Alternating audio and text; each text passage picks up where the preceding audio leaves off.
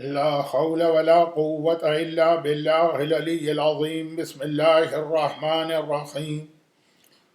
الحمد لله رب العالمين وهو رب الشهداء والصديقين، والصلاة والسلام على الرسول النبي الأمي سيدنا المؤيد بشيرنا المصدد نذيرنا المجدد المصطفى الأمجد والمحمود الأحمد أبي القاسم محمد.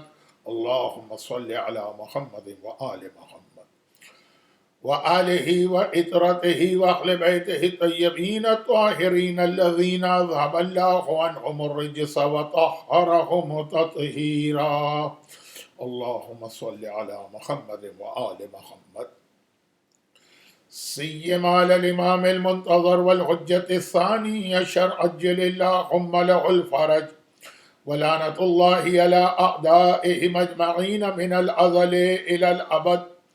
أما بعد، فقد قال الله عز وجل في كتابه المبين وفرقانه المتين وقرآنه المجيد وقوله الحق. بسم الله الرحمن الرحيم. يا أيها الذين آمنوا قوا أنفسكم وأهليكم نارا وقودها الناس والحجارة، وقال اجعلوا بيوتكم قبلة وأقيموا الصلاة وبشر المؤمنين. المرتضی سینٹر آکلینڈ میں ہمارے چوتھے امام امام زین العابدین علیہ الصلاۃ والسلام کی شہادت کے سلسلے میں 3 روزہ مجالس کے سلسلے کی آج یہ تیسری اور آخری مجلس ہے،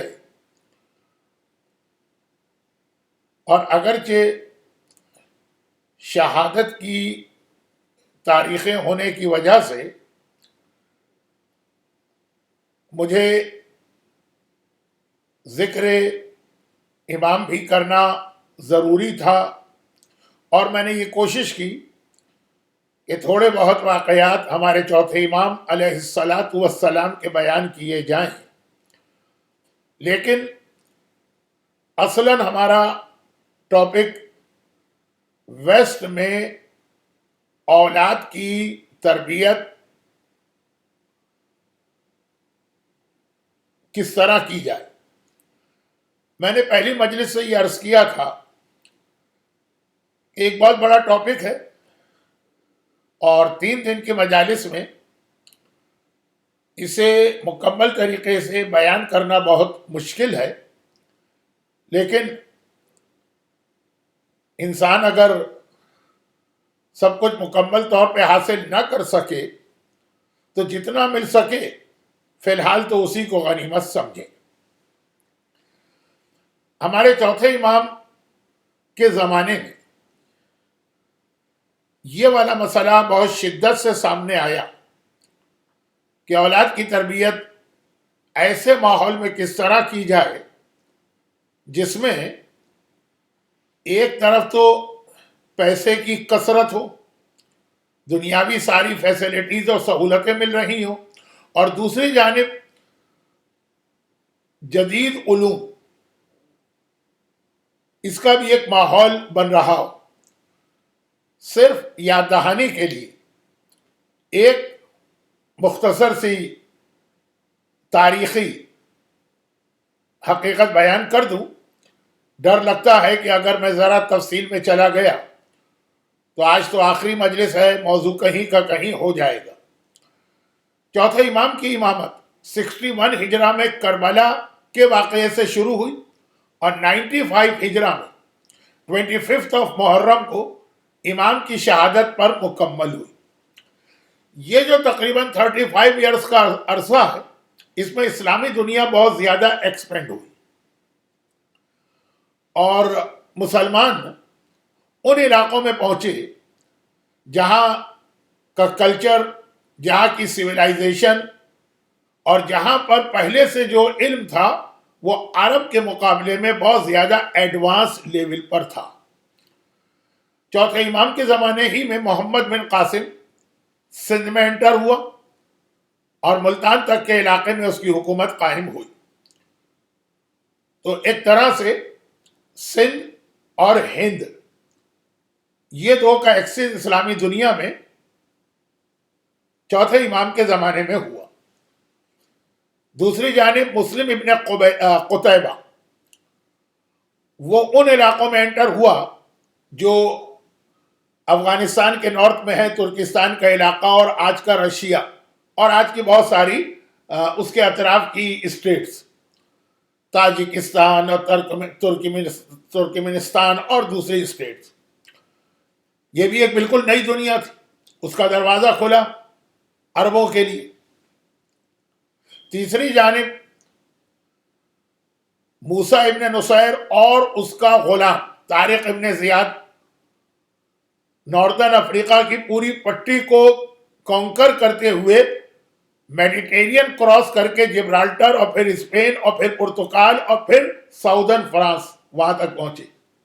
تو یورپ کا ہی دروازہ کھلا.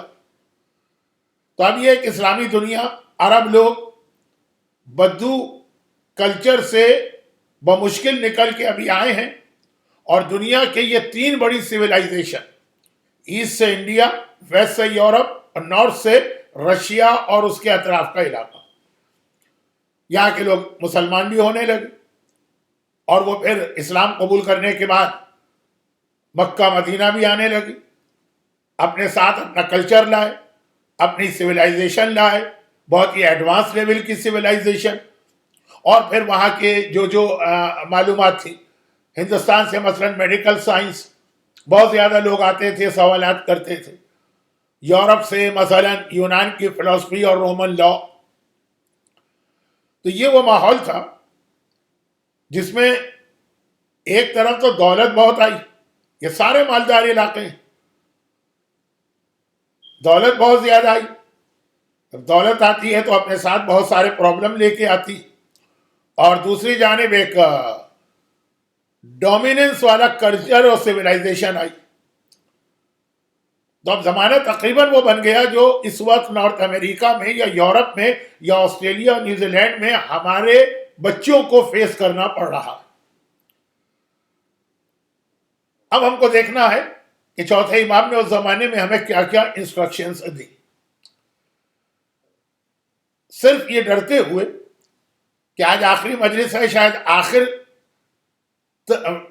مجلس کے آخر تک میں اپنا موضوع کمپلیٹ نہ کر پاؤں، دو مختصر باتیں شروع میں عرض کر دوں. اچھا، پہلے تو قرآن کی ان آیتوں کا ترجمہ کر دوں جن کی تلاوت تو میں نے کر لی ہے، تلاوت کا ثواب تو حاصل کیا ہے، لیکن آیت کے میسج کا بھی ثواب ملے. ایک تو سورہ تحریم کی وہ آیت، یا ایھا الذین آمنوا، اے ایمان لانے والو، قوا انفسکم، بچاؤ اپنے آپ کو.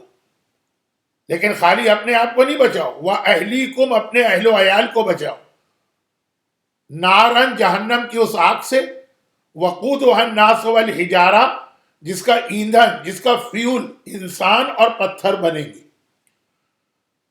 اور دوسری آیت سورہ یونس کی آیت نمبر 87، حضرت موسیٰ اپنے قوم سے کہہ رہے اجعلوا بیوتکم قبلہ، اپنے اپنے گھروں کو قبلہ بنا لو، واقیموا الصلاۃ، اور نماز قائم کرو، وبشر المومنین، پھر صاحبان ایمان کے لیے خوشخبری ہے، بشارت ہے، گڈ نیوز ہے. اچھا، اب یہ جو دوسری آیت ہے اس کے حوالے سے آج بات کو آگے بڑھانا ہے، لیکن اس سے پہلے دو چھوٹی باتیں. نمبر ایک، ہیومن نیچر ایک ایسی چیز ہے جس میں کچھ باتیں تو کامن ہیں، ساری دنیا کے انسانوں میں مور اور لیس وہ ایک قسم کی چیز پائی جائے گی، لیکن پھر ہر انڈیویجول کا نیچر دوسرے سے الگ ہوتا.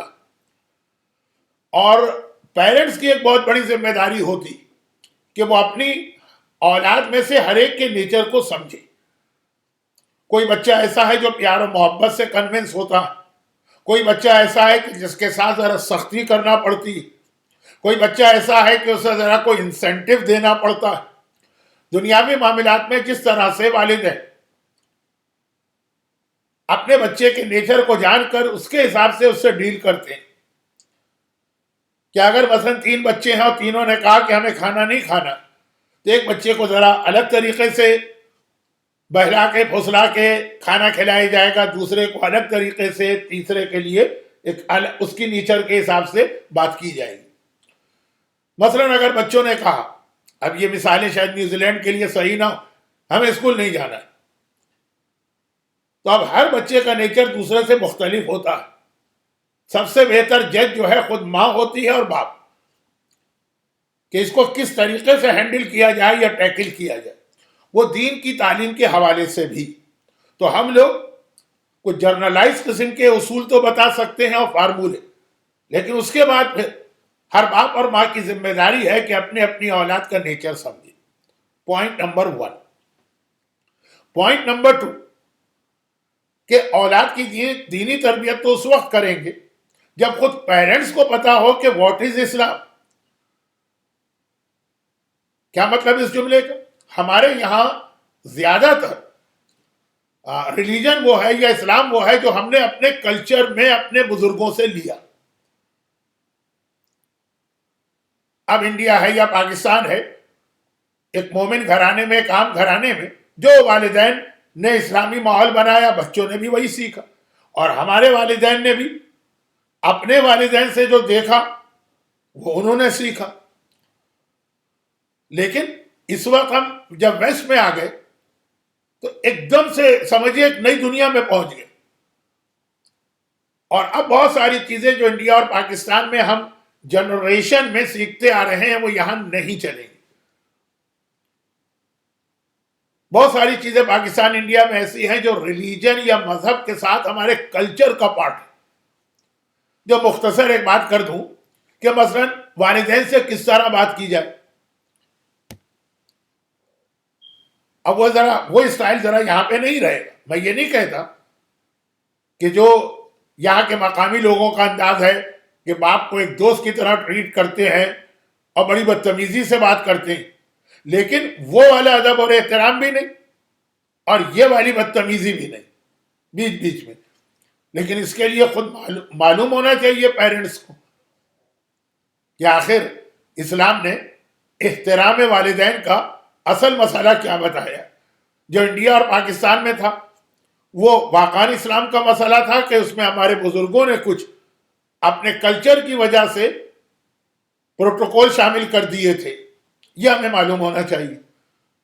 تو تربیت اولاد کے لیے مولا کی ایک حدیث بہت پڑھی جاتی، گرچہ وہ حدیث بھی بہت زیادہ ڈیٹیل ایکسپلینیشن چاہتی، لیکن بہرحال سمجھدار آدمی یوں بھی اس حدیث کو سمجھ سکتا ہے کہ ادبوا اولادکم بغیر زمانکم فانہم خلقوا بغیر زمانکم.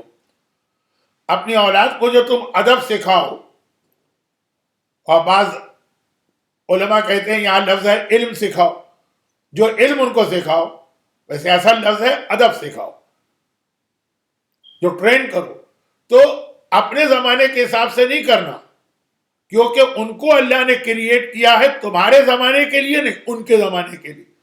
اس کا مطلب یہ نہیں ہے کہ ان کو شرابیں پینے دو، انہیں ڈسکو میں جانے دو، ان کو بے حجاب گھومنے دو، ان کو بدتمیزیاں کرنے دو، ان کو والدین کے ساتھ وہ طریقے سے ٹریٹ کریں جیسے مقامی لوگ کرتے، یہ نہیں مطلب ہے. لیکن وہ جو اسٹرکٹ قسم کا تم نے ماحول اپنے اسلامی کلچر میں پایا، تھوڑا سا اس کے اندر لینینٹ ہونا پڑے گا. کتنا، ہاؤ مچ؟ اب اس کے لیے میں پہلے دن سے کہہ رہا ہوں کہ ایک اشرا بھی کم ہے، تو بہت ہی مختصر، یہ میرا دوسرا پوائنٹ تھا کہ بہت ہی مختصر ہو سکے تو ہر آدمی یہ جو کتاب ہے اس کو حاصل کرے اور اسے پڑھے. اچھا، یہ ایک ہی کتاب ہے، یہ اردو کے اندر ہے اور یہ انگلش میں. انگلش میں اس کا نام ہے code of practice for Muslims living in the West, اور اردو میں اس کا نام لکھا ہوا ہے جدید فقہی مسائل. ہمارے یہاں مسئلہ مسائل کی جتنی کتابیں ہیں، یہ کتاب اس سے ہٹ کر ہے. یہ ایک ہی بک ہے، پھر بتا دوں. ایکچوئل عربی میں تھی الفقہ للمغتربین، پھر فارسی ٹرانسلیشن ہوا، اردو ٹرانسلیشن ہوا، انگلش ٹرانسلیشن ہوا. تو عام طور پہ جو ہمارے یہاں مذہبی کتابیں ہیں یعنی مسائل کی، وہ کیا اس میں ہوتا ہے؟ نجاست، طہارت، غسل، وضو، نماز، روزہ، خمس، زکات. اور یہ کتاب ذرا سی ڈفرینٹ ہے، a code of practice for Muslims living in the West. مثلاً اس کی لسٹ خالی دیکھ رہا ہوں. ایٹنگ اینڈ ڈرنکنگ، جیلیٹن کا کیا مسئلہ ہے، انگریڈینٹس کا کیا مسئلہ ہے. Number 2 dress and clothing. Number 3 work and investment. Number 4 interaction in social life. Number 5 music, singing and dancing and so on. تو جو ہمارے یہاں عام طور پہ مسائل کی کتاب میں مثلا توضیح المسائل ہے یا تحفۃ العوام ہے، جو چیپٹر ہے ہی نہیں، اس کے ڈیٹیل مسائل اس کے اندر موجود ہیں. اور مور اور لیس 90% یہ کتاب وہ کوشچنز ہیں جو ویسٹ میں رہنے والے یوتھ نے یا ان کے پیرنٹس نے پوچھے تھے اور ان کا جواب دیا گیا. ایک چیز کو میں پھر ایکسپلین کر دوں کہ یہ کتاب ہے ہمارے آج کے مراجع میں سے ایک بہت ہی فیمس مرجع آیت اللہ سیستانی کی. تو جو اس میں مسائل ہیں وہ آیت اللہ سیستانی کے فتوے سے، اور مجھے یقین کامل ہے کہ جو مجمع میری مجلس سن رہا ہے، اگر کوئی ہے سننے والا، وہ مختلف مراجع کی تقلید میں ہوں گے. آغا سیستانی کے علاوہ ایک بڑی تعداد رہبر آیت اللہ خامنئی کی تقلید میں ہوگی. پھر بھی یہ کتاب پڑھیں، عمل نہیں کریں گے اس پہ، لیکن ان کو ایک آئیڈیا مل جائے گا کہ آج کے زمانے کے جو جدید مسائل ہیں اس کے حوالے سے اسلام ہمیں کیا انسٹرکشن دیتا ہے. پھر اس کے بعد جو پھر ڈیٹیل باتیں ہوں گی تو وہ اپنے مرجع کے فتوے کو چیک کریں. یہ میں نے بہت ہی شارٹ اس لیے آپ کے سامنے بات کی کہ 3 دن کے مجالس میں یہ جو کتاب نے جس ٹاپک کو کور کیا وہ میں بیان نہیں کر سکتا تھا. اور پھر اس کا پری فیس. اچھا، یہ کتاب خود آغا سیستانی نے نہیں لکھی ہے، ان کے ایک اسٹوڈنٹ نے لکھی. تو اس کا جو ایک پری فیس ہے یا پیش لفظ ہے یا ایک انٹروڈکشن جو کتاب کا ہے، جس میں وہ اسٹارٹ یہاں سے کرتے ہیں کہ جب میں پہلی بار نجف سے لندن گیا وہاں سیٹل ہونے کے لیے تو کیا کیا پرابلم مجھے شروع میں پیش آئے یا میرے دماغ میں کیا کیا پرابلم تھے. اسٹارٹ ہی اس بات سے کرتے ہیں کہ میں پلین میں بیٹھا، پلین اڑا، نان مسلم ملک کا پلین تھا اور مجھے میل سرو کیا گیا. پہلا سوال یہ کہ حلال ہے کہ حرام ہے کہ کھا سکتے ہیں، اور وہاں سے لے کے پھر پوری زندگی. تو اسی یعنی جو اس کا انٹروڈکشن ہے یا پریفیس ہے یا مقدمہ ہے یا تمہید ہے، اسی میں انہوں نے کوئی 15-20 وہ ایڈوائس دی ہیں جو اپنے ریلیجن کو بھی ویسٹ میں بچانے کے لیے ہیں کہ خود اپنے آپ کو کیسے بچاؤ، اور پھر اپنی اولاد کے لیے بھی ہیں. تو جس میں خاص طور پہ جو ایمفیسائز کیا گیا ہے وہ اس بات پر ہے کہ اپنا ایک فرینڈ سرکل بنائیں. اب انڈیا اور پاکستان میں ہمارے ساتھ ایک پرابلم ہے جو ویسٹ میں نہیں. ہو سکتا ہے کہ آگے چل کے یہ آسٹریلیا اور نیوزی لینڈ میں بھی ہو جائے جیسے انگلینڈ اور امریکہ میں اب ہوا ہے. انڈیا پاکستان کا پرابلم یہ ہے کہ چونکہ کئی جنریشن سے ہم لوگ ایک جگہ رہتے آئے ہیں تو ہمارے ایک فیملی ہوتی ہے، ایکسٹینڈیڈ فیملی، اور اس میں ہمارا کوئی چوائس نہیں.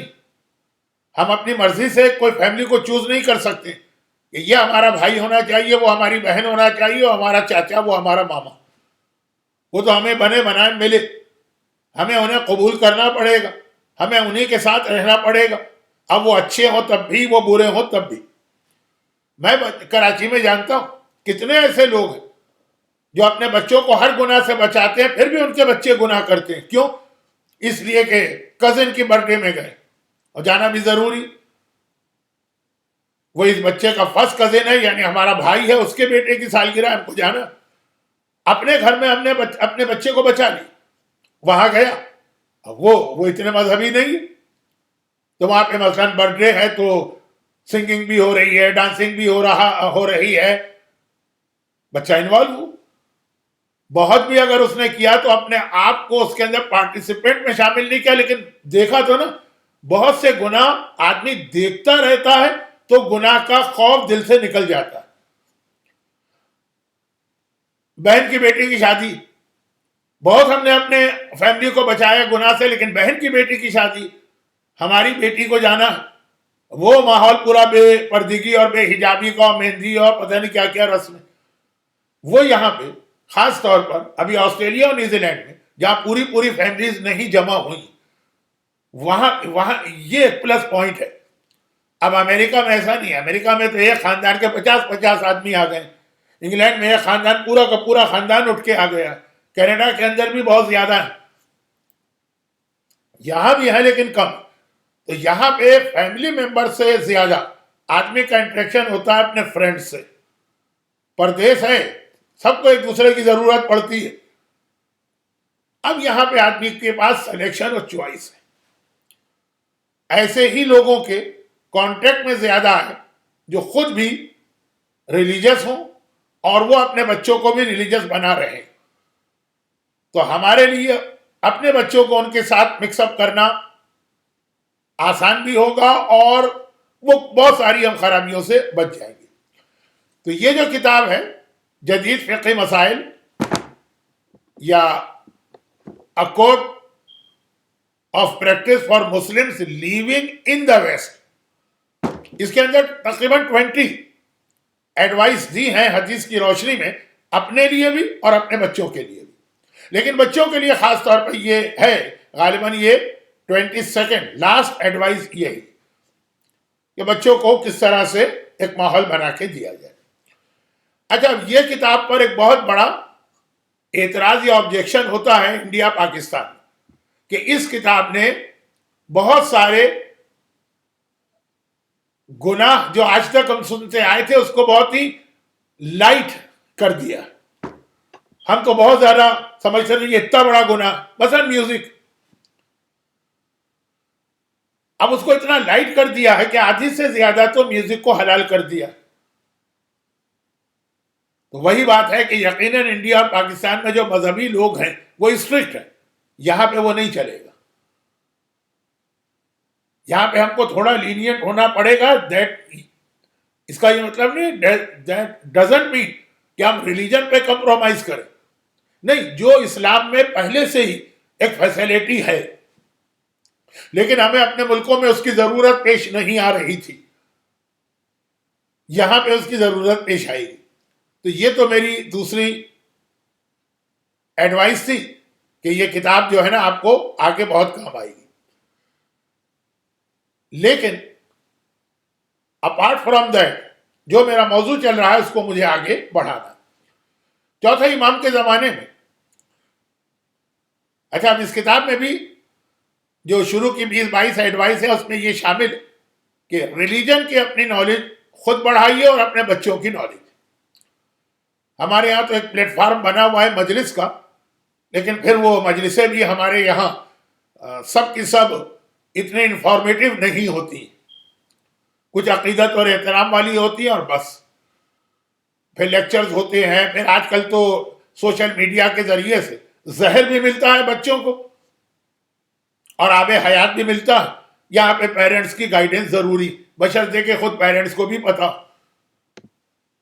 اچھا اب یہ تو جو بات ہوئی کہ نالج بڑھانا، چوتھے امام کے زمانے سے یہ سلسلہ شروع ہو گیا تھا کہ یورپ سے، امریکہ تو اس وقت معلوم نہیں تھا، اور انڈیا سے نان مسلم کے گروپس آتے تھے اور وہ مدینے کے نوجوانوں کے ساتھ بیٹھ کر ان کو کنفیوز کرتے تھے.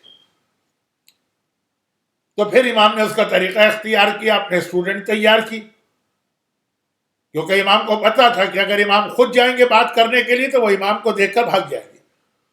تو عام سے ڈریس میں امام اپنے اسٹوڈنٹس کو بھیجتے تھے.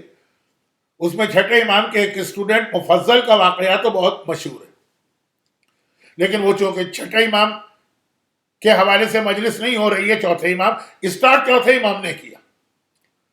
تو اس کا خلاصہ اس پوائنٹ کا یہ کہ اپنی اور اپنے بچوں کی نالج کو بڑھایا جائے، بٹ یہ گائیڈنس لے کر کہ جسے ہم نالج سمجھ رہے ہیں یہ واقعاً اسلام کی نالج ہے، کہ ایسا نہ ہو کہ یہ بھی ہمیں کوئی مس گائڈ کرنے کا طریقہ ہو. لیکن نالج کے حوالے سے ایک تو یہ کتاب، اور اس کے علاوہ جو مجالس کا ہمارا پلیٹ فارم ہے، پریکٹیکل لائف. حضرت موسیٰ، قرآن کریم میں سب سے زیادہ جس نبی کا تذکرہ ہے وہ حضرت موسیٰ، اور مور اور لیس ہر سورے میں کہیں نہ کہیں ان کا ذکر آ جاتا ہے، سوائے وہ آخری چند پاروں کے جہاں چھوٹے چھوٹے سورے. اتنا زیادہ قرآن نے حضرت موسیٰ کے ذکر کو کیوں پسند کیا؟ حضرت موسیٰ کا زمانہ، ابھی جو میں نے چوتھے امام کے لیے بیان کیا نا، یہ اس سے پہلے حضرت موسیٰ کے زمانے میں ہو چکا. کیا؟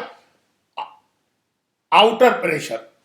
حضرت موسیٰ کے زمانے میں بھی فرعون اس پیک پر پہنچا ہوا تھا کہ دیکھیے، ایک تو فرعون طاقت بہت زیادہ، power, military power. Number 2 culture, Egyptian civilisation تو آج بھی مشہور. نمبر 3 دولت. Number 4 technology. یہ جو پیرامڈس آف مصر ہیں، آج بھی دنیا کی سمجھ میں نہیں آتا کہ کس ٹیکنالوجی سے استعمال کیا گیا. اب ایک جملہ میں کہتا ہوں، یہ آپ کو سمجھنا کہ آج تک دنیا کی ہسٹری فرعون جیسی طاقت کوئی نہیں گزری. اب آپ آنکھیں کھول کے دیکھیے کہ کہیں ایسا تو نہیں کہ آج بھی ویسٹ کے اندر یہی پرابلم ہو کہ ملٹری پاور میں کوئی چیلنج کرنے والا نہ ہو، ٹیکنالوجی میں کوئی چیلنج کرنے والا نہ ہو، دولت میں کوئی چیلنج کرنے والا نہ ہو، اور اپنی سویلائزیشن کو، جو برگر اور کوک اور جین کی سویلائزیشن، اس طرح دنیا پہ پھیلا دیا ہو کہ افریقہ کے ایسے ریموٹ ایریا میں گیا تھا کہ جہاں لوگوں نے کبھی زندگی میں گاڑی کی شکل نہیں دیکھی، کار، لیکن وہاں بھی کوک کا ایک اسٹال لگا تھا. اور پاکستان کے ایسے ایسے علاقوں میں گیا کہ جہاں کھانے کے لیے لوگوں کے پاس نہیں تھا، ڈش اینٹینا وہاں بھی لگا تھا. یا فرعون کا زمانہ تھا اور یا پھر آج کا زمانہ.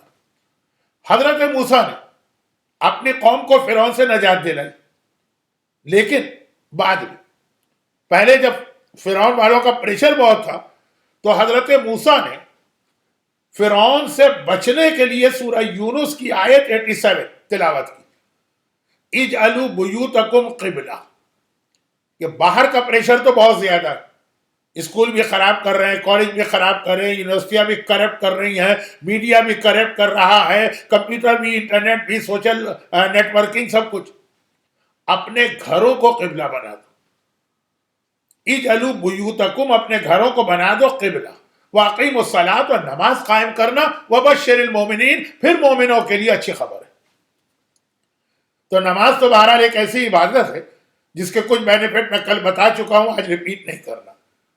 تو نتیجہ یہ نکلا، خلاصہ یہ ہوا اس گفتگو کا کہ جب دنیا میں کوئی طاقت اتنی بڑی ہو جائے کہ اس کا کلچر ساری دنیا میں پھیل جائے اور وہ دولت کی وجہ سے ساری دنیا پہ اپنا سسٹم امپوز کرے، حتیٰ مومنوں کے بچے بھی محفوظ نہ رہے، تو تمہارا گھر وہ جگہ ہے جہاں تم اپنے اور اپنے بچوں کے ایمان کو بچا سکتے ہو. اس کو قبلہ بناؤ. اچھا، یہ تو قرآن کی آیت ہے. اب ایک حدیث سن لیجئے پیغمبر کی، اور اس کا رزلٹ نکال کے میں آپ کی 3 دن کی زحمت تمام کروں. شہر مدینہ، مسجد النبوی بھری ہوئی ہے لوگوں سے، کیونکہ اللہ کے رسول روزانہ آفٹر فجر ایک لیکچر دیتے ہیں، پھر تھوڑی دیر سوال جواب کا سلسلہ چلتا. اتنے میں ایک عورت اسما عرب میں ایک بہت ہی کامن نام تھا، ہر تیسری چوتھی عورت کا نام اسما ہوگا. ایک عورت اسما مسجد النبوی میں داخل ہوئی. اب چونکہ روایت میں لکھا ہے تو پڑھ رہا ہوں، لمبی تڑنگی، اس کی ہائٹ بہت زیادہ، اور آنے کے بعد سیدھا پیغمبر کے پاس گئی اور کہا کہ یا رسول اللہ، ہم مدینے کی عورتوں میں ایک مسئلے پہ بڑا ڈسکشن ہو رہا اور ہم کنفیوز ہیں. ہم سیٹسفائی نہیں ہیں. لیکن آپ سے پوچھتے ہوئے ہر عورت گھبرا رہی کہ کہیں ایسا نہ ہو کہ یہ آپ کی توہین ہو جائے. تو میں نے کہا حق بات پوچھنے میں کیا حرج ہے؟ میں جاتی ہوں تم سب کی ریپریزنٹیٹیو بن کر. آج میں خود سے نہیں آئی ہوں، سارے مدینے کی عورتوں کو ریپریزنٹ کر رہی ہوں. اور ہم عورتوں کا مسئلہ یہ. اچھا اب یہ زمانہ ہے جب مدینے پر مسلسل اٹیک کیے جا رہے تھے. مکے کے کافر، خیبر کے یہودی، انہوں نے ڈائریکٹ اٹیک تو نہیں کیا لیکن سازشیں چل رہی تھیں.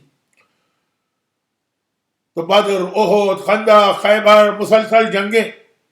تو پیغمبر جہاد کا بہت زیادہ ثواب بتا رہے تھے. ثواب بتاؤ گے تو لوگ نکلیں گے نا میدان میں. جان دینا آسان چیز نہیں ہے. تو کہا یہ عورت اسما کہتی کہ یا رسول اللہ، ہم عورتوں میں ڈسکشن ہو رہا کہ اللہ سب کا اللہ، یعنی عورتوں کا بھی مردوں کا بھی. آپ سب کے رسول ہیں، مردوں کے بھی عورتوں کے بھی. اسلام سب کے لیے ہے، عورتوں کے لیے بھی مردوں کے لیے بھی. قرآن سب کے لیے ہے، مردوں کے لیے بھی عورتوں کے لیے بھی. پھر جتنی عبادتیں آپ نے بتائیں، نماز دونوں کے لیے، روزہ دونوں کے لیے، تلاوت قرآن دونوں کے لیے، اعمال دونوں کے لیے، جنت بھی دونوں کے لیے، جہنم بھی دونوں کے لیے. مگر ایک عبادت ایسی جو آپ نے خالی مردوں کو دے دی، عورتوں کو روک دی. چلیں اس میں بھی کوئی حرج نہیں، لیکن ثواب بھی سب سے زیادہ اسی کا بتایا. اگر ثواب نہ بتاتے اور کہتے یہ مردوں کی عبادت ہے، عورتوں کو کوئی کیئر بھی نہیں ہوتی، لیکن ثواب بھی سب سے زیادہ اسی کا بتا رہے ہیں. جنت جہاد کرنے کے اندر ہے، شہید کا اتنا ثواب ہے. اور جب کبھی ہم نکلنا چاہتے ہیں جہاد کرنے، آپ ہم کو روک دیتے ہیں، کہتے ہیں واپس جاؤ، عورت پر جہاد نہیں. تو یا رسول اللہ، یہ ذرا سا انجسٹس یا ناانصافی نہیں؟ یہ جو سب سے زیادہ ثواب والی عبادت وہ آپ نے مردوں کو دے دی. پیغمبر اسلام اس کی پوری گفتگو سنتے رہے اور مسکراتے رہے. جب اس نے اپنی بات کمپلیٹ کر لی، پیغمبر نے پہلے تو پورے مجمع کو دیکھا جو سب مرد تھے، اور کہا کہ آج تک تم نے کسی مرد کو بھی اتنے اچھے طریقے سے بات کرتے، کمیونیکیٹ کرتے اور اپنا سوال پہنچاتے ہوئے سنا؟ کتنے اچھے طریقے سے اس نے اپنی بات پیش کی. اس کے بعد پیغمبر نے اس کو عورت کو دیکھا، ایک جملہ کہا. وہ جملے میں 4 ورڈ ہے، صرف 4، جن میں سے 3 تو اردو جاننے والا بھی سمجھ جائے گا. فرمایا جہاد المرأۃ حسن التبعل. 4 لفظ، شارٹ سنٹینس، جہاد المرأہ حسن تبعل. جہاد تو جہاد. اب مرأہ کا لفظ نیا ہے اردو والوں کے لیے، یعنی عورت. جہاد المرأۃ، عورت کا جہاد. حسن وہ ہے کہ اچھا. تبعل، تبعل مشکل لفظ ہے لیکن مومن سمجھ جائے گا، کیونکہ حدیث قصہ وہ بار بار یہ لفظ سنتا ہے کہ ہم فاطمہ و ابوہا و بالوہا تبعل بالوہا. ترجمہ یہ ہوا کہ عورت کا جہاد ہے اپنے گھر کا نظام اچھے طریقے سے چلا لے، اپنے گھر کو اچھے طریقے سے سنبھالے عورت، یہی اس کا جہاد ہے، وہی اس کو ثواب ملے گا. اب ذرا سوچی اس کا مطلب کیا ہوا کہ مرد جو ثواب لینے کے لیے میدان میں جاتا، بھوکا رہتا ہے، پیاسا رہتا ہے، گرمی برداشت کرتا ہے، تلوار چلاتا ہے، نیزے کھاتا ہے، زخمی ہوتا ہے، تیر بدن میں لگتے ہیں، خون جاری ہوتا ہے، اعضا کٹتے ہیں، کبھی مر بھی جاتا ہے، یہ سارا ثواب عورت کو بغیر یہ ساری زحمت کے گھر میں بیٹھے مل رہا ہے. جہاد المرأۃ حسن التبع، اس کو وہی سارا ثواب مل رہا ہے، لیکن نہ نیزہ، نہ زخم، نہ ہڈی ٹوٹی، نہ مری، نہ وہ گرمی برداشت کی جو میدان کی گرمی. دوسرے الفاظ میں اس کو بدل دوں، عورت کا جہاد اس کا گھر، یعنی عورت کا بدر کا میدان اس کا گھر، عورت کے لیے احد اس کا گھر، عورت کے لیے خندق کا میدان اس کا گھر، عورت کا خیبر اس کا گھر ہے، عورت کی کربلا اس کا گھر. یہ ہے ویسٹ میں اولاد کو تربیت دینے کا بیسک یونٹ. جب کلچر کا، آؤٹر کلچر کا انفلوئنس بہت ہی زیادہ اور اس کو سپورٹ کرنے کے لیے ٹیکنالوجی بھی ہو، ٹیکنالوجی یاد رکھیے، یہ سوشل میڈیا اور یہ انٹرنیٹ اور یہ ساری چیزیں، یہ ٹیکنالوجی جو وہاں فرعون کے زمانے میں تھی، پیرامڈس بنا دیے اسے، جو آج تک دنیا نہیں سمجھ پائی، اتنے اس میں سیکریٹ ہے. تو ٹیکنالوجی ہو جو سپورٹ کر رہی ہے اس انفلوئنس والے کلچر کو،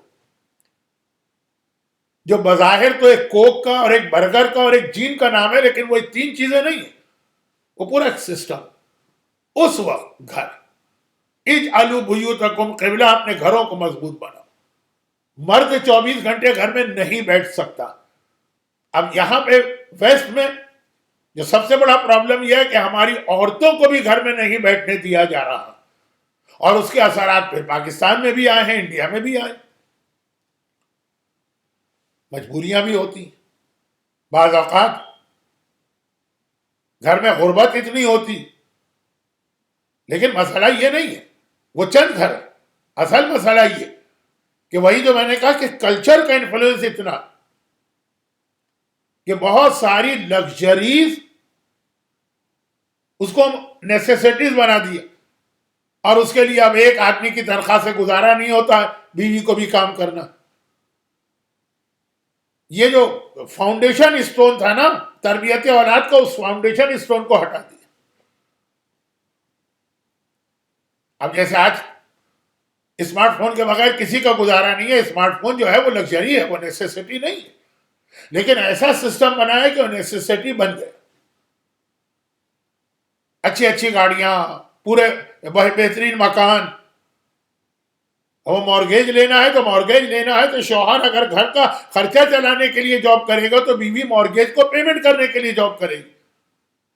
جب سسٹم ایسا بن جائے تو اس میں ایک آدمی، دو آدمی، چار آدمی اس کو نہیں روک سکتے. لیکن پہلا مرحلہ یہ آتا کہ آدمی حتی الامکان اپنے گھر کو قبلہ بنائے، یعنی کوشش یہ کرے کہ جو گھر کی ملکہ ہے، جو پیغمبر نے کہا عورت کا جہاد، وہ گھر سے باہر نہ نکلے. باہر نہ نکلنے کا مقصد قیدی نہیں، یعنی وہ اپنے گھر کی ڈیوٹی انجام دے، اگر اسے باہر نکلنا پڑے تو پارٹ ٹائم. اور آج کی یہ جو کلچر کی خرابی ہے، اس کا ایک فائدہ بھی کہ اب کتنے ہی ایسے جاب ہو گئے جو عورت گھر میں بیٹھے بیٹھے بھی کر سکتی. بلکہ میں تو کتنی ایسی خواتین کو جانتا ہوں جو گھر سے نکلے بغیر گھر میں بیٹھ کر زیادہ کما رہی ہیں اس وقت سے جب وہ گھر سے باہر نکلتی. یہ اس میں سوچنا پڑے گا، یہ پلان کرنا پڑے گا. یہ تربیت اولاد یہاں سے شروع ہوتی،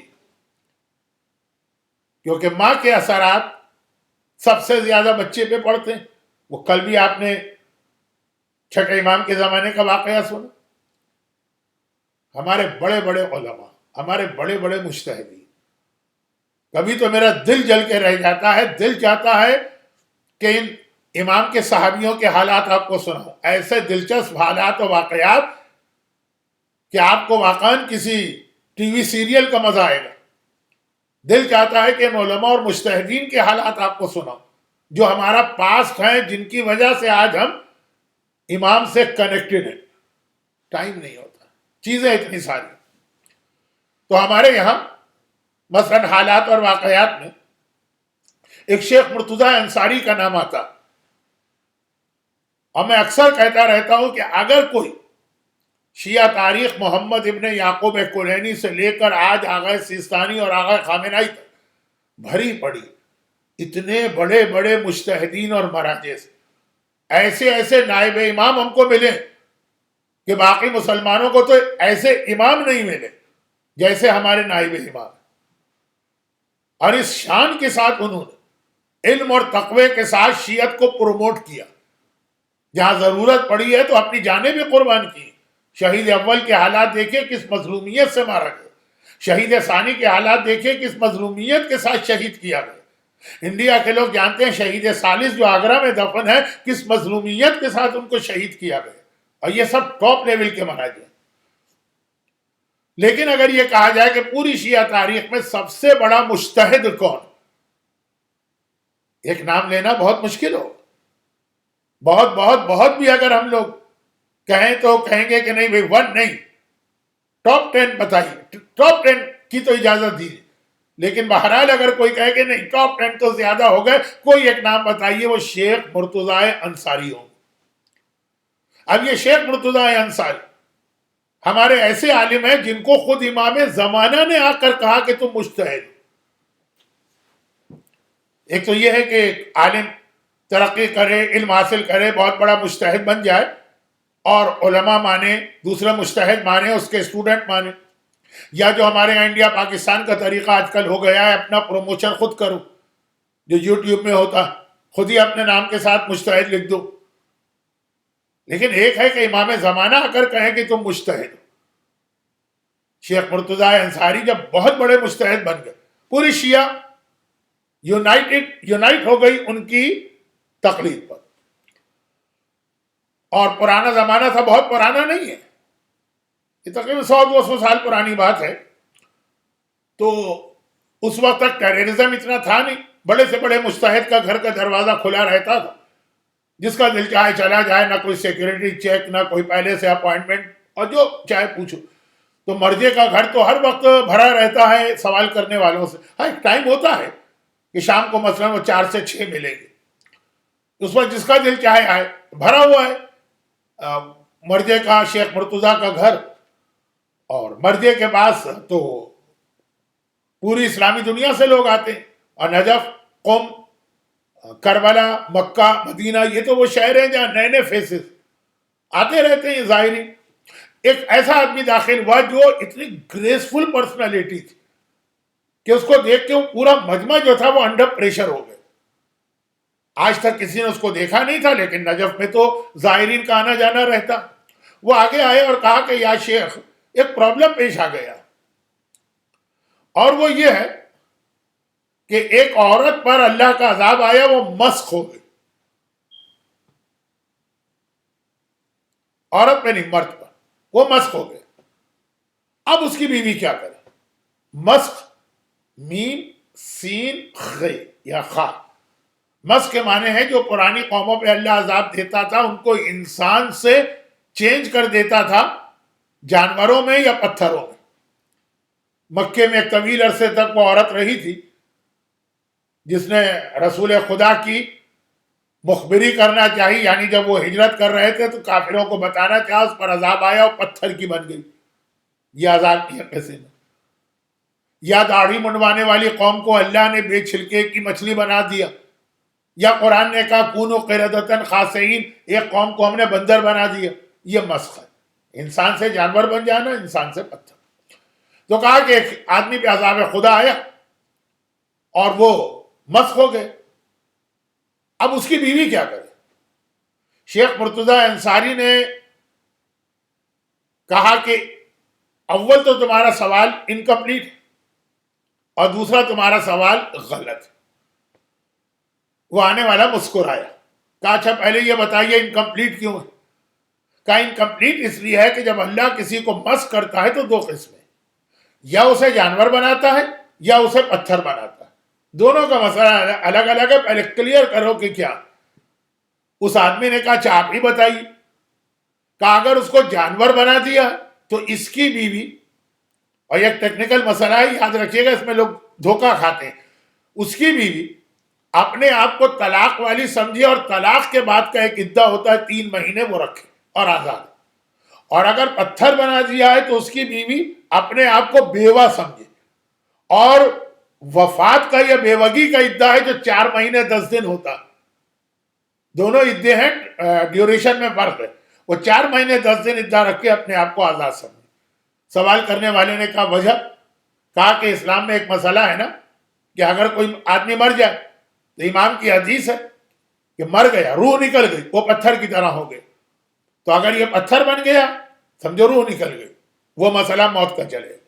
اور ایک ہے کہ اگر کوئی آدمی پاگل ہو جائے, زندہ ہے, چل رہا ہے, پھر رہا ہے, کھا رہا ہے, پی رہا ہے, عقل نہیں رہی, تو اس کی بیوی اپنے آپ کو طلاق والی سمجھے گی. تو اگر جانور بنا دیے تو اس کا مطلب زندگی ہے, کھانا ہے, پینا ہے, چلنا ہے, عقل نہیں, وہ مسئلہ چلے گا.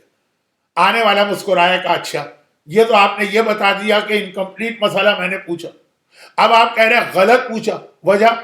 کہا یہ جو سوال ہے یہ پیغمبر اسلام سے پہلے کا. قرآن نے کہا وما کننا معذبین وانت فیہم، اے حبیب اب تمہارے آنے کے بعد تمہاری امت پر یہ والا عذاب نہیں آئے گا جو موسیٰ کی امت اور عیسیٰ کی امت اور ابراہیم کی امت پہ آیا. یہ تمہاری امت پہ نہیں آئے گا، یہ رحمت للعالمین کو اللہ نے گفٹ دیا. تو اب یہ والا عذاب کسی پہ نہیں آ سکتا ہے کہ اللہ اس کو مس کر کے پتھر بنا دے یا بندر بنا دے. آنے والا مسکرایا اور ایک جملہ کہا یا شیخ انت مجتہد حقا، میں گواہی دیتا ہوں کہ یقیناً تو مجتہد. اب یہ جملہ جو کہے اور آغائے سیستانی سے کہے، آغائے خامنائی سے کہے، تو پورا مجمع چوکے گا کون آدمی آ گیا جو اتنے بڑے بڑے مراجع کو یہ سرٹیفکیٹ دے رہا ہے.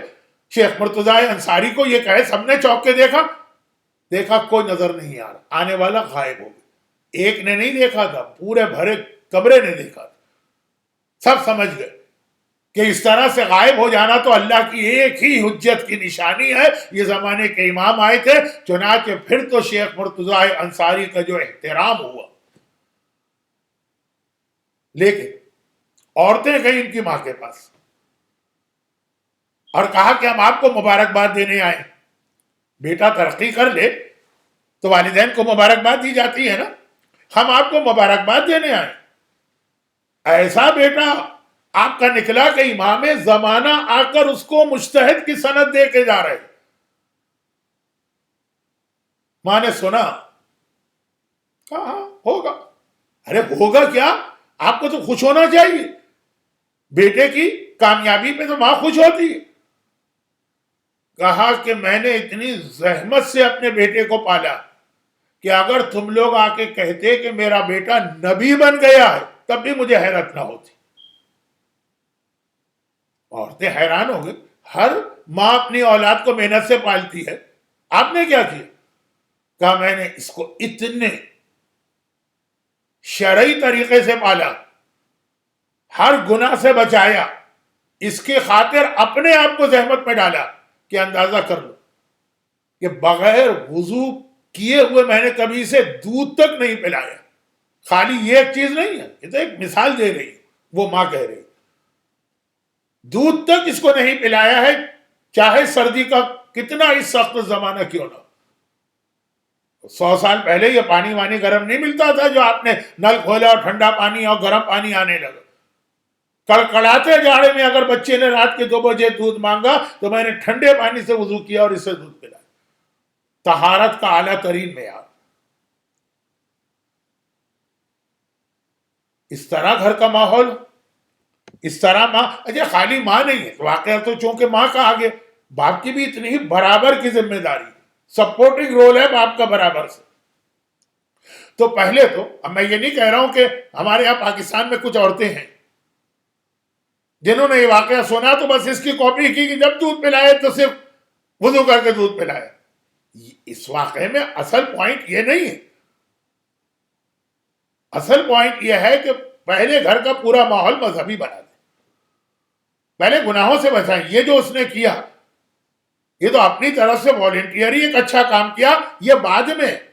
پہلے ہر حرام کو اپنے گھر سے نکالیں. قرآن کریم نے کہا، ادھر حضرت موسیٰ نے کہا اپنے گھر کو قبلہ بنا، تو ہم نے قرآن سے پوچھا قبلہ کسے کہتے ہیں؟ موسیٰ نے کہا قبلہ بناؤ، تو واٹ از قبلہ؟ قرآن کیا کہہ رہا ہے؟ سورہ آل عمران، ان اول بیت وضع للناس للذی ببکۃ مبارکہ. یہی آیت آگے چل کے مکمل ہوتی ہے وَلِلَّهِ عَلَى النَّاسِ حِجُّ الْبَيْتِ مَنِ اسْتَطَاعَ إِلَيْهِ سَبِيلًا. اگر استطاعت ہے تو حج کے لیے جاؤ. یہی آیت جو میں نے شروع میں پڑھا یہ کمپلیٹ یہاں ہوتی ہے. شروع کہاں سے ہوئی؟ کہ سب سے پہلا گھر جو قبلہ بنا، وضع للناس جو قبلہ بنا، 2 خاصیتیں بتائیں، بکہ میں ہے اور مبارکن برکت والا. یہ 2 پوائنٹ یاد رکھیں. بکہ میں، بکہ کیا ہے؟ مکے کے کئی ناموں میں سے ایک نام بکہ. لیکن آپ مجھے بتائیے کہ مشہور نام کیا ہے؟ مشہور نام تو مکہ ہے نا. قرآن کو کہنا چاہیے تھا کہ یہ وہ گھر ہے، یہ قبلہ جو مکے میں. ہمیشہ مشہور نام کے ذریعے سے تعارف کرایا جاتا. اب مثلا مغربی دنیا کا ایک طریقہ کہ اصل سٹی بہت چھوٹا ہوتا، سب قریب میں اس کے سبرب ہوتے ہیں. اب جہاں میں رہتا ہوں میلبرن، سی بی ڈی بہت چھوٹا ہے، لیکن جس محلے میں ہوں بلکہ ہماری کمیونٹی کی اکثریت سبرب میں رہتی ہے. لیکن ہم پاکستان میں جاتے ہیں تو کہتے ہیں میں میلبرن میں رہ رہا ہوں. آسٹریلین گورنمنٹ کے قانون کے اعتبار سے میں میلبرن میں نہیں رہ رہا ہوں. یہی آکلینڈ ہوگا کہ آکلینڈ کا جو سٹی سینٹر ہے یا سی بی ڈی ہے یا ڈاؤن ٹاؤن ہے، پتہ نہیں وہاں کیا کہتے ہیں، وہ ہوگا چھوٹا. باقی لوگ جو اطراف میں ہیں وہ سبرب ہوں گے جن کا پورا سسٹم اور لوکل گورنمنٹ سب کچھ الگ ہوگی. لیکن اگر آپ پاکستان جائیں گے کہیں گے میں آکلینڈ میں رہتا ہوں، کیونکہ آکلینڈ مشہور ہے، کیونکہ میلبرن مشہور ہے. تو قرآن کو تو کہنا چاہیے تھا مکہ. اچھا ایسا بھی نہیں کہ لفظ قرآن استعمال نہیں کرنا چاہتا، قرآن میں مکے کا نام 2-3 دفعہ آیا. بکہ کیوں کہا؟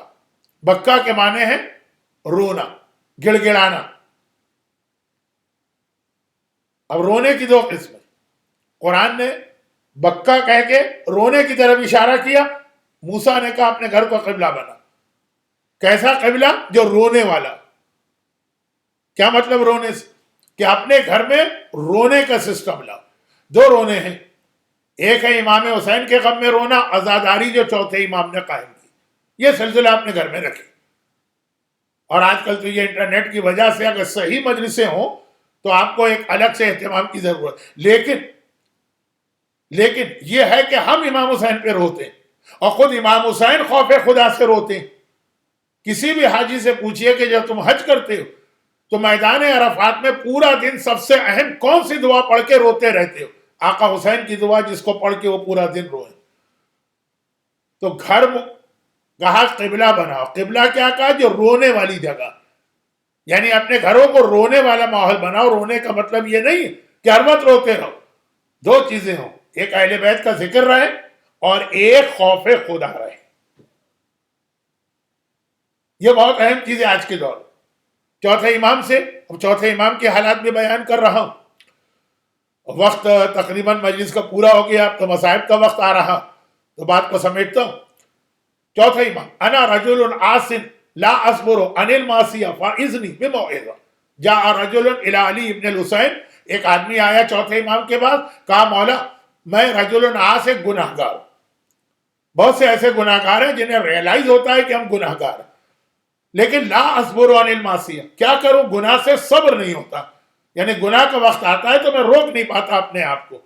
فاعذنی بموعظہ، مجھے کوئی ایڈوائز کیجیے. امام نے کہا سن، افعل 5 اشیاء، 5 کام کر لے، میں تجھے گناہ کی اجازت دیتا ہوں. وَأَذْنِبْ، گناہ کر لے، مَا شِئْتَ، جو تیرا دل چاہے، ہر گناہ کی پرمیشن. اوہو یہ تو بہت آسان ہو گیا، صرف 5 کام. 5 کام کرو، 50,000 گناہ کی پرمیشن لے جاؤ. مولا جلدی سے بتائیے کیا کام؟ کہا کہ اگر تجھے گناہ کرنا ہے تو اطلب موضع لا یراک اللہ فی، ایسی جگہ جا کے گناہ کر جہاں اللہ تجھے نہ دیکھ رہا ہو. ایک طریقہ یہی ہوتا ہے نا کہ آپ کو گورنمنٹ کا قانون توڑنا ہے تو آپ ایسی جگہ جا کے توڑیں کہ جہاں نہ پولیس وہاں پہ ہو، نہ وہ CCTV کیمرے لگے ہوں. جب کوئی دیکھے گا ہی نہیں تو قانون توڑو. کہا گناہ کرنا ہے یعنی اللہ کا لا بریک کرنا ہے نا، تو اطلب موضع، ایسی جگہ جاؤ جہاں کو اللہ تجھے دیکھ ہی نہ رہا. وَأَذْنِبْ مَا شِئْتَ، میں تجھے پرمیشن دیتا ہوں، کر لے گناہ. سر جھکا کے کہا مولا ایسی کون سی جگہ ہے جہاں اللہ نہ دیکھے؟ وہ تو ہر جگہ دیکھ رہا. کہا اچھا تو پھر فَالثَّانِي، دوسرا کام کر لے. اخرج من ولایت اللہ وَأَذْنِبْ مَا شِئْتَ، جہاں جہاں تک اللہ کی حکومت ہے نا اس سے باہر چلے جاؤ، جو گناہ دل چاہے کر. آسٹریلیا کا لا بریک کرنا، آسٹریلیا سے نکل کے کہیں اور جاؤ، وہاں جا کے لا بریک کرو. نیوزی لینڈ کا قانون توڑنا ہے، نیوزی لینڈ کو چھوڑ کے چلے جاؤ کسی اور جگہ، وہاں جا کا قانون توڑو. تو سنا ہوگا نا کہ ایک صاحب انگلینڈ سے اپنے بچے کو لے کے پاکستان آئے، کراچی ایئرپورٹ پہ اترتے ہی کس کے 5 تھپڑ لگائے، اس کے 2 مکے لگائے. یہ کیا ہوا؟ ایئرپورٹ پہ قدم رکھا ہے، بچے کو مار رہے ہو. بچے نے کیا کیا؟ کچھ بھی تو نہیں کیا. کہا اس نے سب کچھ انگلینڈ میں کیا، لیکن وہاں کا قانون اتنا سخت تھا میں بچے کو کچھ کہہ نہیں سکتا. وہ فوراً پولیس کال کر لیتا، آج آیا ہوں تو آج وہاں کا بدلہ لے رہا ہوں. تو یہی طریقہ ہے کہ قانون توڑنا ہے کسی کا نا، کسی گورنمنٹ کا، تو وہاں سے باہر چلے جاؤ. اللہ کا قانون توڑنا ہے تو جہاں جہاں تک اللہ کی حکومت ہے اس سے باہر چلے جاؤ. اب وزن معاشیت میں اجازت دیتا ہوں گناہ کرو. سر جھکا کے کہا مولا اس کائنات میں کوئی جگہ ایسی نہیں ہے جو اللہ سے باہر. کہا اچھا تو پھر ایک کام کرو کہ لا تاکل رزق اللہ وازن معاشیت. گناہ جو آدمی کرتا ہے اس کے لیے طاقت چاہیے بدن. اندھا آدمی نامحرم کو دیکھ سکتا ہے، بہرا آدمی گانے سن سکتا ہے، گونگا آدمی غیبت کر سکتا ہے. طاقت چاہیے نا. طاقت کس سے ملتی ہے جو تم کھاتے ہو. اللہ کے رزق کو مت کھاؤ، پھر جو گناہ دل چاہے کرو. مولا تو سارا کائنات میں جو پیدا ہوتا ہے اللہ کے حکم سے پیدا ہوتا ہے. کہا اچھا تو پھر فرابع منہا، چوتھا کام یہ کر لو کہ اذا جاءک ملک الموت لیقبض روحک فلا. کچھ ایسے ہر ملک میں کچھ ایسے علاقے ہوتے ہیں جہاں پولیس بھی قدم رکھتے ہوئے گھبراتی. امریکہ میں شکاگو بہت مشہور ہے، کراچی میں ایک زمانے میں لیاری بہت مشہور تھا. تو پھر ایسا کرو کہ جب خوب گناہ کرو، جب ملک الموت آئے نا تو اس کو بھگا دینا. ایسے علاقے ہیں جہاں لوگ پولیس کو بھگا دیتے ہیں پھر وہ قانون توڑتے ہیں. وہاں شراب کی بھٹیاں بھی ہوتی ہیں، وہاں جوئے کے اڈے بھی ہوتے ہیں. اس کو بھگا دینا پھر گناہ کرو. تو مولا یہ کیسے ہو سکتا؟ ملک الموت کو بھگانے کی طاقت تو کسی فرعون میں نہیں ہے، نمرود میں نہیں ہے، تو صادق حسن میں کہاں سے ہے؟ تو کہا اچھا پانچواں کام اذا ادخلک مالک فی النار فلا تدخل فیہا. بھئی اللہ کیا کر لے گا؟ نعوذ باللہ. تمہارے گناہ کے نتیجے میں تمہیں جہنم میں ڈالے گا نا. تو جب اللہ جہنم میں کا حکم دے اور تجھے جہنم میں ڈالا جائے فلا تدخل فیہا، اکڑ کے کھڑے ہو جانا میں تو نہیں جاتا جہنم میں، جو دل چاہے کر. کہہ دینا فرشتوں سے جو دل چاہے کر لو، پھر میں اجازت دیتا ہوں گناہ کرو. سر جھکا کے کہا مولا وہاں تو ساری بولتی بند ہو جاتی ہے، ساری طاقت ختم. امام نے کہا پھر کیا سمجھ کے گناہ کر رہے؟ اللہ کے ملک میں ہو، اللہ کے سامنے ہو، روزی اس کی کھا رہے ہو، ملک الموت کو بھگا نہیں سکتے، جہنم سے اپنے آپ کو روک نہیں سکتے، پھر کیا سمجھ کے گناہ کر رہے ہو؟ یہ تصور پیدا کریں اپنی اولاد کے دل میں اور پہلے اپنے دل میں. میں یہ پھر بار بار کہہ رہا ہوں آپ کو معصوم نہیں بننا، غلطیاں ہوں گی. غلطیاں ہو تو اسی اولاد کے سامنے توبہ کر کے یہ بھی اس کو ایک پیغام دے کہ غلطی ہوتی ہے اور توبہ کرنا ضروری. تو اب یہ بکا رو، خوف خدا سے رو، ہر وقت نہیں رو، 24 گھنٹے نہیں رو، لیکن ایک گھر میں ایک ماحول ہو، پتہ چلے کہ یہ گھر میں رہنے والے اللہ سے ڈرتے. ساتویں امام اس بشر کے گھر کے سامنے سے گزر رہے تھے. مغرب کا وقت تھا، اس کے گھر میں ڈانس اور میوزک کی محفل سجی ہوئی تھی، گانا بجانا ہو رہا ہے، شراب پی جا رہی ہے. امام نے کنیز سے پوچھا کہ گھر کس کا ہے؟ کہا یہ بشر کا. کہا بشر آزاد ہے کہ غلام؟ کنیز کو غصہ آ گئے. کہا کہ اے شخص تجھے نہیں پتا وہ بغداد کا سب سے مالدار شخص ہے، اپنے زمانے کا وہ بل گیٹس ہے مثلا، تو اسے غلام کہہ رہا ہے؟ امام نے کہا لگتا ہے کہ ہاں واقعا اللہ سے بھی آزاد ہے اور قیامت سے بھی آزاد. یہ تصور گھر میں پیدا کریں کہ نہیں ہم اللہ سے اور قیامت سے آزاد نہیں ہیں. یہ دونوں رونے. اور پھر کہا مبارکہ قبلے کی دوسری خاصیت قرآن نے بتائی، وہاں برکت ہوتی ہے. تو اولاد کی تربیت کے لیے گھر میں وہ ساری چیزیں لے کر آئیے جو برکت لانے والی ہیں. برکت کیا؟ برکت ہوا میں اڑنے والی چیز ہے. جیسے یہ ٹیلی ویژن وغیرہ کے سگنل ہوا میں ہوتے ہیں، آپ کے پاس کوئی ریسیور ہوتا ہے تو آپ وہ سگنل کیچ کرتے ہیں، آپ کا موبائل وہ سگنل لیتا. اسی طرح سے برکت ہوا میں ہے. اپنے گھر میں وہ چیزیں لائیے جو برکت کے سگنل کو کیچ کر کے برکت کو اتارے. وہ ایک لسٹ ہے پوری کیا کیا چیزیں برکتیں لاتی. اس میں جس جس کو موقع ملے سب سے پہلی چیز ہے والدین، ان کا احترام، ان کی عزت. آپ کے بچے دیکھیں، آپ کے گھر میں ہیں تو دیکھیں، کہیں دور ہیں تو ان سے کانٹیکٹ میں رہیں. لیکن اس کے علاوہ بھی برکت والی چیزیں، شب جمعہ مثلا دعائے کمیل ہے، سورہ یاسین ہے، قرآن کی تلاوت، اور وہ ساری چیزیں گھر سے نکالیں جو برکت کو اڑانے والی. جہاں میوزک ہوتی ہے وہاں برکت نہیں ہوتی، جہاں شطرنج ہوتی ہے وہاں برکت نہیں ہوتی، جہاں کارڈز ہوتے ہیں تاش وہاں برکت نہیں ہوتی، جہاں بے حجاب مکس گیدرنگ ہوتی ہے وہاں برکت نہیں ہوتی، جہاں حرام روزی آتی ہے وہاں برکت نہیں ہوتی، جہاں پہ کتا ہوتا ہے وہاں برکت نہیں ہوتی سوائے سیکیورٹی ڈاگ کے۔ یہ ساری چیزیں اپنے گھر میں لے کے آئیے اور اپنے گھر کو قبلہ بنائیے۔ یہ حضرت موسیٰ نے اپنی قوم کو پیغام دیا فرعون کے انفلوئنس اور کلچر سے بچنے کے لیے۔ 3 مجلسوں میں حق ادا نہیں کر سکتا، آج میں خاص حد تک اپنے ٹریک پہ رہا، تو بس یہ کچھ چیزیں ذہن میں رکھیے، اور انشاءاللہ اگر پھر کبھی مجھے موقع ملا آپ کی خدمت کا تو زیادہ وضاحت کے ساتھ مزید کچھ باتیں بیان کروں۔ ہمارے بڑے بڑے علماء، بڑے بڑے مجتہدین، دیکھیں امام کے بارے میں ایک جملہ ہم نہیں کہہ سکتے۔ کون سا جملہ؟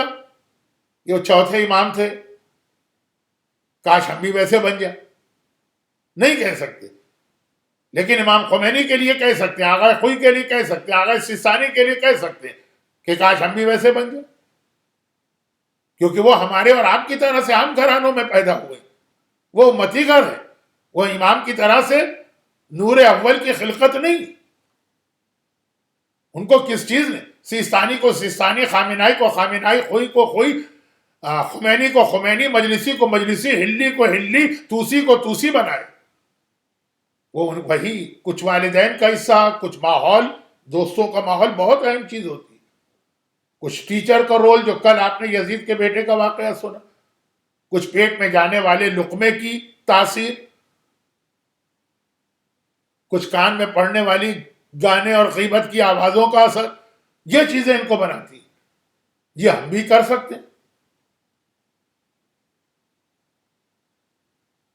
لیکن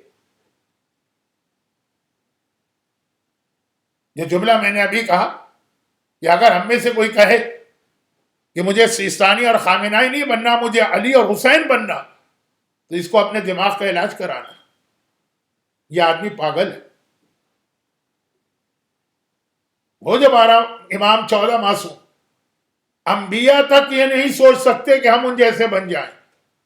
مجتہدین کے لیے ہم سوچ سکتے ہیں کہ ہمارے بچے ویسے بن جائیں، ان کے بارے میں نہیں سوچ سکتے، ان کے مقام کو کوئی نہیں پا سکتا۔ بعد از خدا بزرگ تو ہی قصہ مختصر، مگر پھر اندازہ کریں کتنا عظیم ہوگا وہ شخص کہ خود امام اس کے بارے میں کہیں کہ مجھے اس کی مدد چاہیے۔ وہ امام جسے کائنات میں کوئی میچ نہیں کر سکتا، جس جیسا کائنات میں کوئی ہو نہیں سکتا۔ جب علی خیبر کے لیے چلے تو واحد سپاہی تھے، اس سے پہلے کئی دنوں تک دوسرے جاتے رہے، علی واحد تھے جنہوں نے پلٹ کے دیکھا بھی نہیں کہ کوئی میرے ساتھ آ رہا ہے کہ نہیں آ رہا، پیغمبر سے پوچھا تک نہیں کہ مجھے آپ بھیج تو رہے ہیں، میری فوج کہاں؟ اکیلا علی کافی۔ مگر کچھ شخصیتیں اتنی گریٹ ہوتی ہیں کہ امام بھی کہتا ہے کہ مجھے اس کی ضرورت۔ اور آپ کے ذہن میں جو نام آیا ہوگا، آج میں چوتھے امام ہی کے مسائل 2 دن سے پڑھ رہا ہوں، تیسرے دن بھی انہی کے مسائل اسی شخصیت کے حوالے سے پڑھنا ہے۔ عباس، یہ کربلا کا عجیب مجاہد۔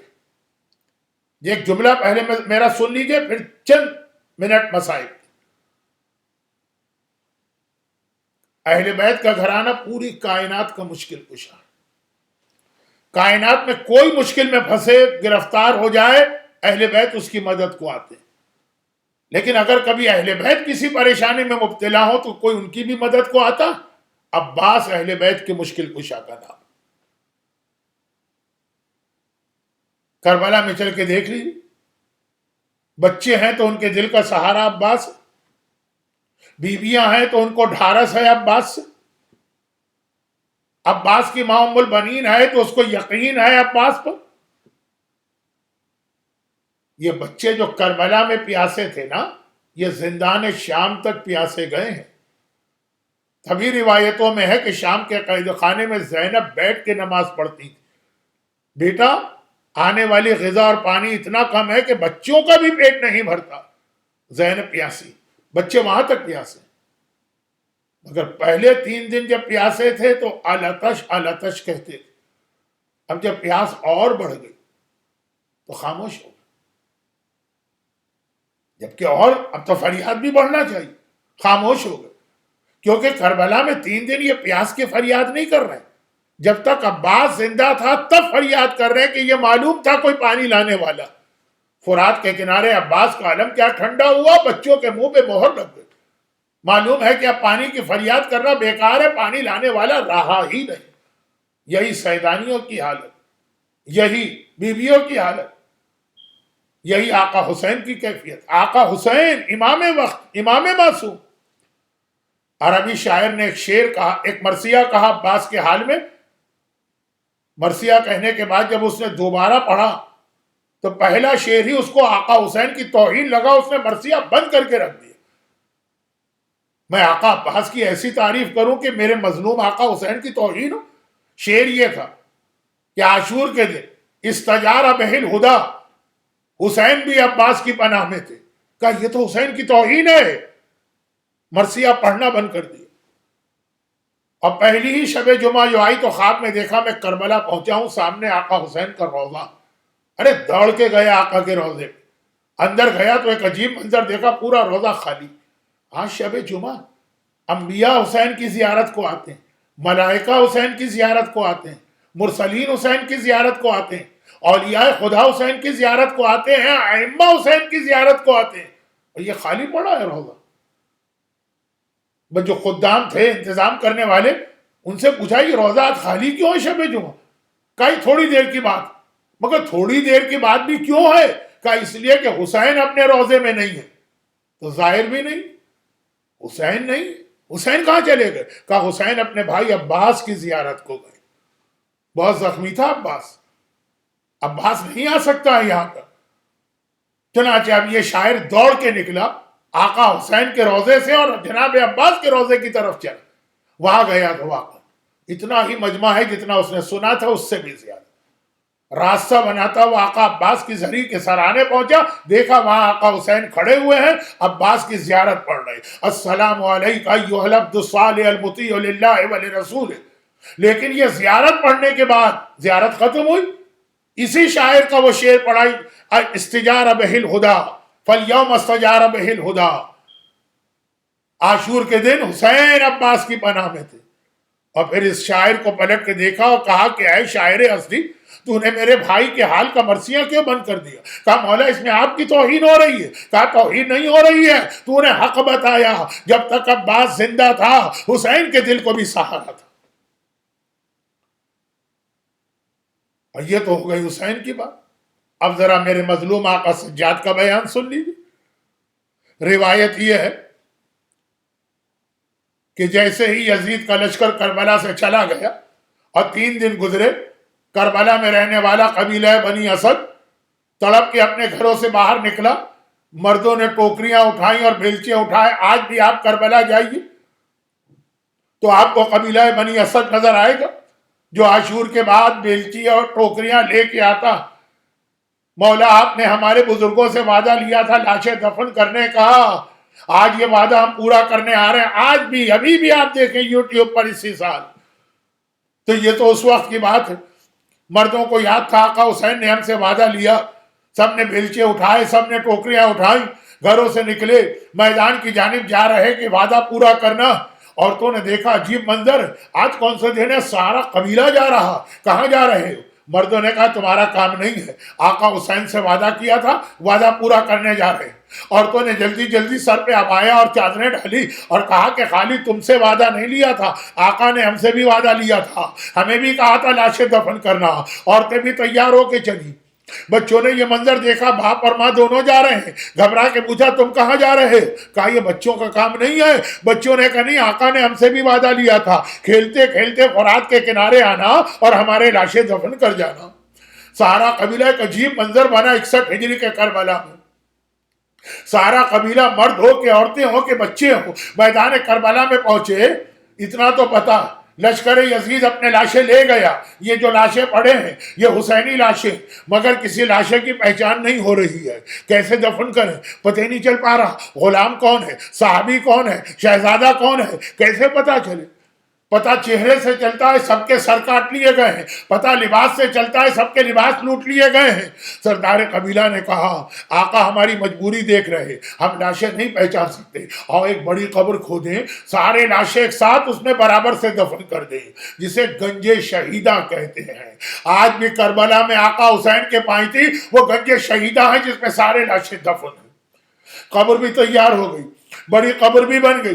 اب لاشیں اٹھانے کا وقت آیا. پہلا لاشا اٹھانا چاہتا ہے سردار کہ کوفے کی طرف سے ایک آواز آئی ٹھہر جا، میرا انتظار کر لے، میں آ رہا ہوں. پلٹ کے دیکھا اونٹ پہ سوار کوئی مسافر چلا آ رہا ہے. اونٹ دوڑاتا ہوا، لیکن عجیب مسافر ہے. اونٹ پر بیٹھا ہے، مسافر ہے، مگر گلے میں توق ہے، ہاتھوں میں ہتھ کڑی ہے، پاؤں میں بیڑی ہے. ایسا مسافر تو کبھی نہ دیکھا. قریب آیا، اونٹ کو بٹھایا، اور ایک بار پاؤں کی بیڑی کھلی، ہاتھ کی ہتھ کڑی ٹوٹی، البتہ گلے کا توق وہی رہا جس کا زخم 35 سال کے بعد بھی میت پہ نظر آیا، کیونکہ یہ توق 1 سال کے بعد یزید کے دربار میں کاٹا گیا تھا. ہتھ کڑی ٹوٹی، بیڑی کھلی. آنے والا اونٹ سے اترا، سردار سے پوچھا پریشان کیوں کھڑے ہو؟ کہا کہ لاشیں پہچاننے میں نہیں آ رہے. آنے والے نے کہا تو کیوں گھبراتے ہو، میں آ گیا ہوں. اٹھاؤ یہ لاشا حبیب ابن مظاہر کا، یہ مسلم ابن اوسجا کا، یہ لاشا شوذب کا، یہ لاشا عابس کا، یہ لاشا ہلال ابن نافع بجلی کا، یہ لاشا جون غلام حبشی کا. ایک ایک لاشے کے قریب جاتے، نام بتاتے، لاشیں اٹھواتے جاتے، گنج شہیدہ میں دفن کرتے جاتے، یہاں تک کہ ایک لاشا نظر آیا. آنے والا کلیجہ پکڑ کے بیٹھ گیا. سردار نے پوچھا یہ کس کا لاشا ہے؟ کہا دیکھتے نہیں، سارا بدن ٹکڑے ٹکڑے ہے، یہ حسن کے گل بدن یتیم قاسم کا لاشا ہے. قاسم کا لاشا اٹھایا، آگے بڑھے. آنے والا کمر پکڑ کے بیٹھ گیا ایک لاشے کے قریب. سردار نے ہاتھ جوڑے یہ کس کا لاشا ہے؟ کہا دیکھتے نہیں، کلیجے میں برچھی کا ٹوٹا ہوا پھل ابھی بھی نظر آ رہا، یہ حسین کے 18 سال کے اکبر کا لاشا ہے. اکبر کا لاشا بھی اٹھا کے دفن کیا. اور آگے بڑھے، ذرا ایک نشے بھی جگہ تھی، وہاں پہ ایک لاشا نظر آیا. وہ لاشا نظر آنا تھا. آنے والے نے چیخ ماری ہائے میرا بابا، ارے میں یتیم ہو گیا، اور غش کھا کے گر پڑا. سردار قبیلہ نے ہاتھ جوڑے، پانی چھڑکا. آنے والے نے آنکھیں کھولی. سردار نے ہاتھ جوڑے کس کا لاشا ہے؟ کہا دیکھتے نہیں، گھوڑوں کی ٹاپوں تلے پامال، یہ رسول کا نواسا ہے، یہ علی کا بیٹا ہے، یہ زہرا کا لخت جگر ہے، یہ حسین ابن علی ہے. سردار نے ہاتھ جوڑے. تو یہ لاشا دیکھ کر آپ نے کیوں کہا کہ میں یتیم ہو گیا؟ کہا اس لیے کہ انا علی ابن الحسین، میں اسی حسین کا وارث، میں اسی حسین کا یتیم ہوں. بابا کا لاشا بھی اٹھایا، اپنے ہاتھوں دفن کیا. پورے میدان کربلا سے سارے لاشیں اٹھ گئے. سردار نے ہاتھ جوڑے، مولا اب ذرا سی ایک مہربانی یہ کریں، کچھ دیر کے لیے ہمارے گھر میں آ جائیں، ایک مرتبہ اپنے برکت والے قدم رکھ دیں. مولا سجاد نے حیرت، یہ معجزے سے آئے ہیں، حیرت کے ساتھ دیکھا اور کہا کہ اے سردار کیا اپنا وعدہ پورا نہیں کرے گا لاشیں دفن کرنے کا؟ سردار نے چاروں طرف دیکھا، کہا مولا میں نے وعدہ پورا کر لیا، میدان کربلا سے سارے لاشیں اٹھا لیے. آقا سجاد نے کہا نہیں، ابھی ایک لاشا تو باقی ہے. سردار نے کہا وہ لاشا کہاں ہے؟ کہا وہ یہاں نہیں ہے، وہ فرات کے کنارے ہے. یہ کہتے ہوئے میرا مولا چلا. سردار نے گھبرا کے پوچھا وہ کس کا لاشا ہے؟ کہا وہ علمدار کربلا کا لاشا ہے، وہ علی کے وارث کا لاشا ہے. ارے وہ میرے چچا عباس علمدار کا لاشا ہے. میرا مولا سجاد، آج مصائب سجاد کے سلسلے کی اس سال کی آخری مجلس ہے. میرا مولا سجاد اپنے سارے مصائب کی وجہ بتا رہا ہے. ایک بار وہاں پہنچے، عباس کا لاشا اس قابل نہ تھا کہ اٹھایا جاتا. روایت کا جملہ ہے حسیر، یعنی چٹائی منگوائی. بھتیجے نے چچا کا جسم چٹائی پہ جمع کیا، اپنے ہاتھ سے چٹائی لے کے قبر میں اترے. وہی جہاں آج کربلا میں آقا عباس کی زری ہے نا، وہیں پہ میرا مولا قبر میں اترا. قبر سے باہر آیا، سارے قبیلے کو دیکھا، کہا تم سب پیچھے ہٹ جاؤ، جب تک کہ میں خود سے باہر نہ ہوں کوئی قبر کے قریب نہ آئے. یہ کہہ کے مولا سجاد دوبارہ قبر میں اتر گئے. راوی کہتا ہے بہت دیر گزر گئی، بہت دیر گزر گئی، مولا کی کوئی خبر نہیں آ رہی ہے. میں گھبرا گیا، مولا خیریت سے تو ہیں؟ میں چپکے سے قریب آیا اور میں نے جھانک کے عباس کی قبر میں دیکھا کہا ایک عجیب منظر دیکھا، ارے سجاد کے مصائب کی وجہ میں نے ایک عجیب منظر دیکھا، عباس کے سینے پر سر رکھے ہوئے سجاد لیٹے ہیں، چچا کا سینہ ہے، جوان بھتیجا جو امام وقت ہے، جو امام زمانہ ہے، چچا کے سینے پہ لیٹا ہے اور ایک ہی جملہ کہہ رہا ہے، اے میرے غیور چچا آپ یہاں آرام کر رہے، میں آپ کو بتانے آیا ہوں آپ کی بہنوں پہ کیا گزر رہی ہے، اے میرے غیرت مند چچا آپ کی جن بہنوں کے سر سے کبھی گھر کے صحن میں بھی چادر نہ اتری، آج وہ بے مقنا و چادر کے قیدی بنا کے بازاروں میں جا رہی، درباروں میں لے جائی جا رہی، بلوائے عام میں جا رہی، ظالم کے دربار میں جا رہی، ارے میرا چچا عباس نہ رہا تو میرے گھر والوں کی چادریں چھن گئی۔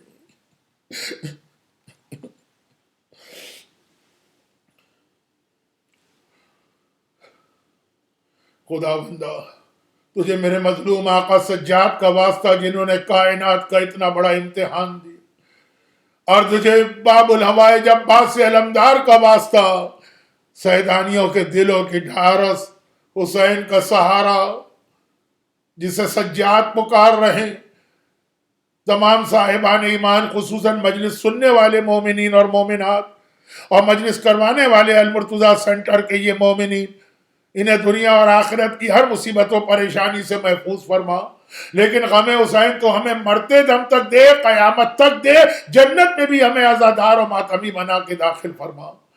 خدا بندہ میدان کربلا کے ان لاشوں کا واسطہ جنہیں سجاد نے دفن کیا، المرتضیٰ سینٹر کے منتظمین، آج کے مجلس سننے والے مومنین اور مومنات، ان سب کے خاندان کے تمام مرحومین اور کل اموات مومنین و مومنات کی مغفرت فرما۔ خدا بندہ ہمارے تمام بیماروں کو خصوصاً کووڈ کی وجہ سے دنیا بھر میں جتنے بیمار ہیں سب کو شفا کاملہ عطا فرما۔ پروردگارہ کربلا کی ان بیویوں کا واسطہ جنہوں نے دین کی خاطر اپنے سہاگ بھی قربان کر دیے اور اپنی اولادیں بھی قربان کر دی، ہمیں اپنی اولادوں کی صحیح تربیت کی توفیق عطا فرما۔ خدا بندہ جس عظیم مقصد کے لیے قربانی دی گئی ہمیں اس اسلام کے احکامات پہ عمل کرنے کی توفیق عطا فرما، اور ان مظالم کے انتقام کے لیے اپنی آخری حجت وارث معصومین فرزند زہرا صاحبان ایمان کی مشکلات کا خاتمہ کرنے والے امام زمانہ کے ظہور میں تعجیل فرما۔ ربنا تقبل منا انک انت السمیع العلیم۔